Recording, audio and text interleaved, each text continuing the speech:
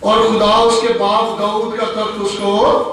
دے گا اور اس کی بادشاہی کا کبھی آخر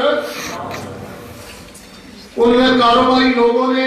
ان بزنس مینز نے، ان ہوٹلوں کے مالکوں نے، ان کمروں کے مالکوں نے پیسے کی پرواہ کی،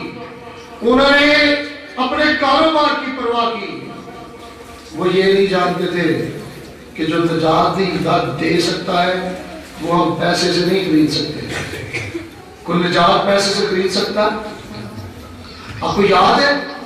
ایک جادوگر نے پطرس کو پیسے دیے تھے کہ مجھے روح القدس پیسوں سے دے دے۔ وہ جادوگر جو ایمان کی کتاب میں ہمیں ملتا ہے شمعون، تو پطرس نے کہا جا تیرے ساتھ تیرے پیسے بھی غارت ہوں۔ پیسہ جب ہم بھریں گے تو اسی دنیا میں چھوڑ کر جائیں گے، ہم اپنے مکان اسی دنیا میں چھوڑ کر جائیں گے، ہم اپنے ایوب کہتا ہے کہ ننگا میں اپنی ماں کے پیٹ سے آیا تھا اور ننگا ہی اس دنیا سے واپس جاؤں گا۔ اور موجودہ حالات میں آج بھی جو لوگ عبادت سے زیادہ، یسوع مسیح سے زیادہ، چرچ سے زیادہ، کلیسیا سے زیادہ پیسے کو، کاروبار کو، اپنی دنیا داری کی زندگی کو اہمیت دیتے ہیں، وہ آج بھی کرسمس کے ڈیز میں، کرسمس کے اس سیزن میں،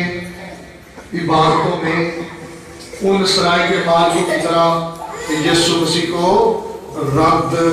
کر رہے ہیں۔ اور میرے عزیزو، یسوع مسیح جو نجات دہندہ ہے،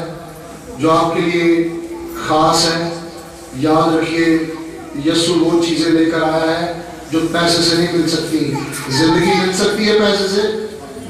گناہ کی معافی مل سکتی ہے پیسے سے، پیسے سے ہم خدا کے بیٹے بیٹیاں بن سکتے ہیں، پیسے سے ہم کاروبار سے ہم آسمان پر اپنے لیے جگہ خرید سکتے ہیں۔ یسوع نے کہا خدا پر ایمان رکھتے ہو، مجھ پر بھی ایمان رکھو، میں تمہارے لیے جگہ تیار کرتا ہوں۔ میرے باپ کے گھر میں بہت سارے مکان، اگر نہ ہوتے تو میں تم سے کہہ دیتا۔ میرے عزیزو، دوسرے نمبر پر وہاں پر جو مسافر تھے اور جو بیت لحم کے رہنے والے لوگ تھے، انہوں نے بھی نجات دہندہ کی جو تردید کی، اس کے لیے وقت نہیں نکالا۔ اگر آپ اس بڑے دن، جو پہلا بڑا دن ہے، جو پہلا کرسمس ہے، وہاں کے باشندوں پر غور کریں، جو لوگ وہاں پر رہتے تھے اور ان کی گلی میں، ان کے محلے میں، ان کے اسبل کے اندر جہاں بھیڑیں بندھی تھی، ایک کلی کے اندر ایک اس خالق مالک کو رکھا گیا جو جس کے وسیلہ سے ساری چیزیں پیدا کی گئی، آسمان کی ہو یا زمین کی، حال کی ہو یا استقبال کی، اور تمام حکومتیں، تمام ریاستیں اسی کے وسیلہ سے پیدا کی گئی۔ وہ بیت لحم کی ایک اسبل کے اندر، ایک کھرلی کے اندر اس کپڑے میں لپیٹ کے رکھا ہوا ہے جو مریم کو اس لیے ملا تھا کہ اگر پہلی زچگی کے دوران اس کی موت واقع ہو جائے تو اس کفن میں یہودی عورت کو دفنایا جاتا تھا۔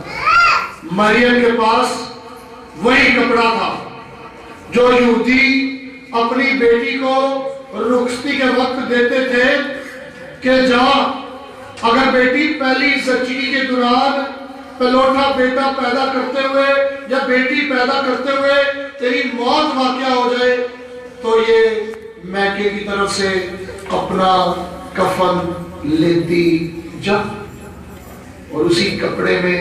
لپیٹ کر وہاں رکھا گیا۔ وہ یسوع کی موت اور قربانی کی طرف جو اشارہ تھا، وہاں کے لوگوں نے پرواہ نہیں کی، اپنے کاموں میں مصروف رہے۔ میرے عزیزوں، اگر ابھی عمران خان یا